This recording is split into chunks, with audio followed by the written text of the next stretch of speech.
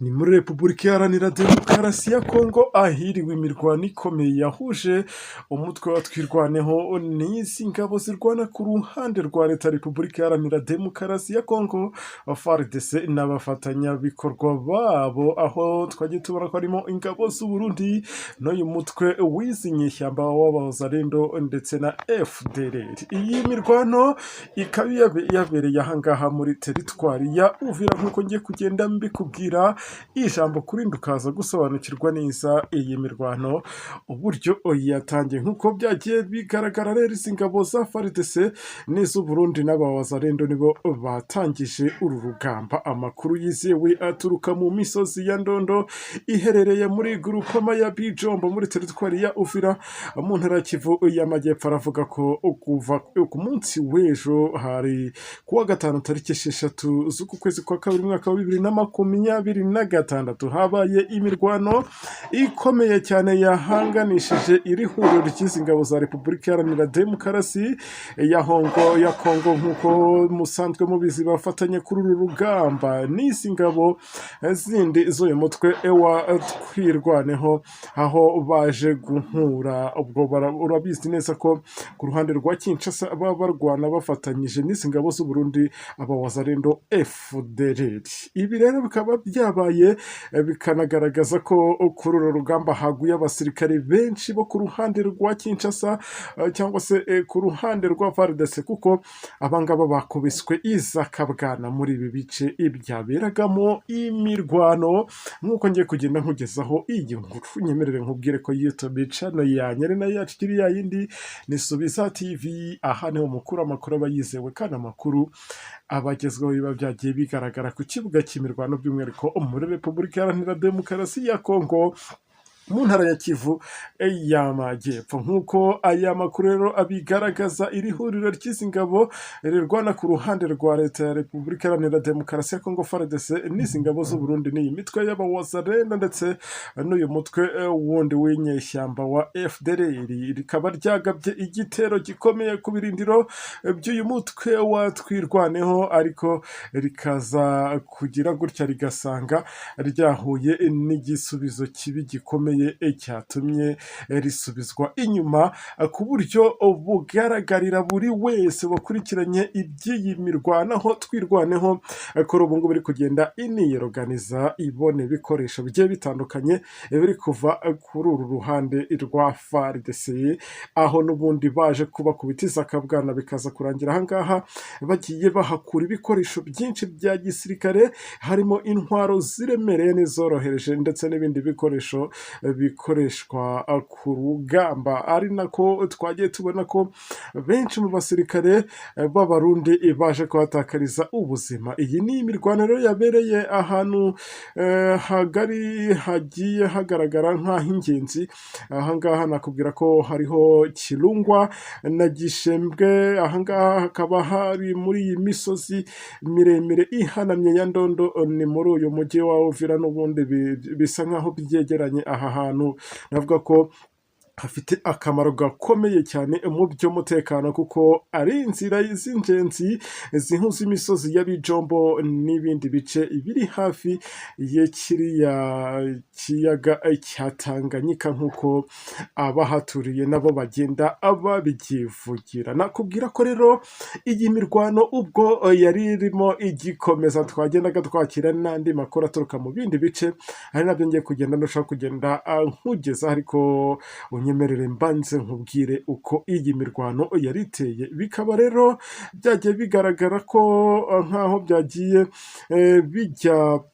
mu bindi bice, ubwo ndavuga kuri uru ruhande rwa Twirwaneho rwagiye rwunguka n'utundi duce tugiye dutandukanye tugize iyi misozi. Ubwo birumvikana n'ubundi iyo ukomeza hirya muri teritwari ya Fizi, ahangaha n'ubundi hakiri mu matwari ya Fardc, bikaba byanatumye abangaba basubizwa inyuma ku buryo bukomeye, n'ibikoresho byabo bakabita aho ngaho, aho bakijije amagara yabo, ariko bamwe muri bo bakubiswe izakabwana, ari nako bahatakariza y'ubuzima. Ubuhamya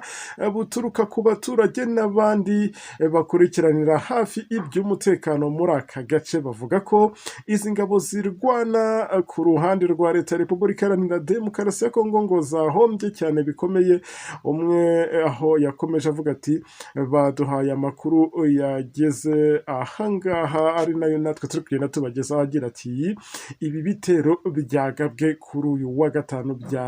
byabereye izi ngabo za Repubulika Iharanira Demokarasi ya Kongo ubwo baje babigaba kuri ibi birindiro bya Twirwaneho, aho n'ubundi byaje kurangira Twirwaneho isubije inyuma Fardc n'izi ngabo z'u Burundi n'aba Wazalend na FDLR, aho birukanse basubira inyuma bava ahangaha indondo muri imisozi ya Ndondo, aho nakubwira ko aya makuru akomeza kuvuga ko kugeza ubu ngubu Twirwaneho ariyo ikigenzura iyi misozi yose iyi Ndondo kuva ku mipaka yose kugeza mu bice byo hejuru biganisha mu bijyanye n'umutekano w'uyu mujyi wa Uvira. Ku ruhande rwa leta ya Repubulika Iharanira Demokarasi ya Kongo, amakuru ahari yemeza ko hatakaye abasirikare benshi banamburwa ibikoresho bikomeye bya gisirikare birimo imbunda ziremereye n'imbunda zoroheje ndetse n'ibindi ibikoresho byifashishwa mu mirwano byafatiwe kuri uru rugamba. Ibi bikaba rero byerekana ko iki gitero cyari cyateguwe ariko kikananirwa kugerwaho nk'uko byagiye bigarukwaho nabo ku ruhande rwa Twirwaneho. Twirwaneho rero ikaba igiteze aho n'ubundi bigaragara ko ihora ngo yiteguye kuba yaba iteze ambushi abangaba bose bagerageza kuza bayigabaho ibitero. Ahangaha reka nkubwire ko muri iyi misozi ya Ndondo hamaze igihe kinini harindiriye iyi mirwano cyangwa se hari kubera imirwano igiye itandukanye iturutse ku makimbirane ashingiye ku mutekano mukeya mu burasirazuba bw'iki gihugu cya DRC, aho nakubwira ko nko mu myaka ishize yagiye yifashishwa, ubwo ndavuga iyi misozi ya Ndondo yagiye yifashishwa n'iyi mitwe yitwaje intwaro itandukanye bitewe nuko igoye kuyigeramo, nuko twagiye tubona ko ihuza inzira zerekeza mu mujyi wa Uvira ndetse no mu mujyi wa Fizi n'ahandi hagiye hatandukanye. Iyi mirwano yongeye kugaragaza uburemere bw'ikibazo cy'umutekano muke mu ntara ya Kivu y'Amajyepfo, ndetse inagaragaza ko n'ubufatanye bw'izi ngabo za leta ya Repubulika Iharanira Demokarasi ya Kongo n'abangaba bahanganye, aho bigaragara ko bari kugenda babakubita umunsi ku wundi. Byemezwa ko niba hatabayeho ingamba zihamye zishingiye ku biganiro bya politike, aho n'ubundi twakagombye kuba tubona ko ahangaha gashingiwe byibuze ku iterambere ry'akarere muri rusange, aho ibingibi bitabayeho abaturage imirwano n'ubundi bazakomeza kugenda bayibona, nubwo tubona ko ahanini aribo igenda igiraho ingaruka zikomeye. Mu gihe rero bimeze bityo, amaso akomeje guhanga indondo muri teritwari ya Uvira, aho intambara ikigaragara nk'itararangira ahubwo ikomeje guhindura isura bitewe n'igihe izi mpande zombi zimaze zihanganye. Ngayo nguko amakuru nari ngufitiye aya masaha, ubwo nizera ko byose usobanukiwe neza uko byiriwe bimeze, no rwataratangazwa imibare yarabaguye kuri uru rugamba. Ubwo ndaza kugenda mbikurikirana 5 kwa 5, nanjye ndaza kuba ndi tayari kugira ngo byose ngende ndushaho kubikugezaho, kuko ahangaha mba mpari ku bwanyu, kandi murabizi ko